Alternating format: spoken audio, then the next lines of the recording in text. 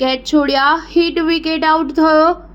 MI સામે ગુજરાતની હારનો villain સાબિત થયો વિદેશી ખેલાડી. ઇન્ડિયન પ્રીમિયર લીગ 2025ના એલિમિનેટર મેચમાં ગુજરાત ટાઇટન્સને 20 રનથી હારનો સામનો કરવો પડ્યો. આ હાર સામે ટીમ ફાઇનલની રેસમાંથી બહાર થઈ ગઈ. એલિમિનેટરમાં ગુજરાતની હારનો મોટો વિલન કુશલ મેન્ડિસ અને ફાસ્ટ બોલર ગેરાલ્ડ કોટ્ઝી રહ્યો હતો.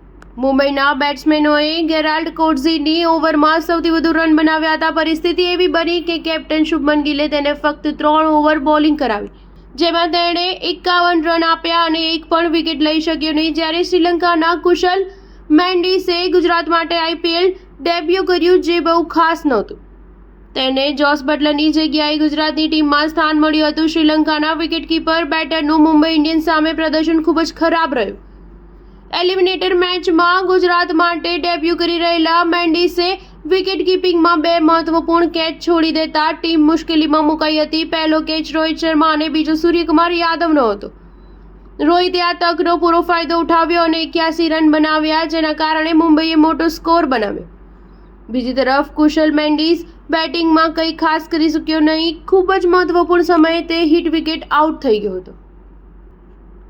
એટલે કે તે મિચેલ સેન્ટરની ઓવરમાં શોટ રમવા જતાં બેકફૂટ પર ગયો ત્યારે તેનો પગ સ્ટમ્પને અડી ગયો હતો. કુશલ 10 બોલમાં 20 રન બનાવીને આઉટ થઈ ગયો હતો. મુંબઈ તરફથી રોહિત શર્માએ 50 બોલમાં 81 રનની શાનદાર ઇનિંગ રમી, જેના કારણે 5 વખતની આઈપીએલ ચેમ્પિયન ટીમ મુંબઈને 228 રન બનાવ્યા હતા. સૂર્યકુમાર યાદવે 33 અને જોની બેરસ્ટોએ 47 રનની શાનદાર ઇનિંગ રમી. ગુજરાત તરફથી પ્રસિદ્ધ કૃષ્ણ અને સાઈ કિશોરે 2 વિકેટ લીધી. ગુજરાત ટાઇટન્સે પણ સારી લડત આપી.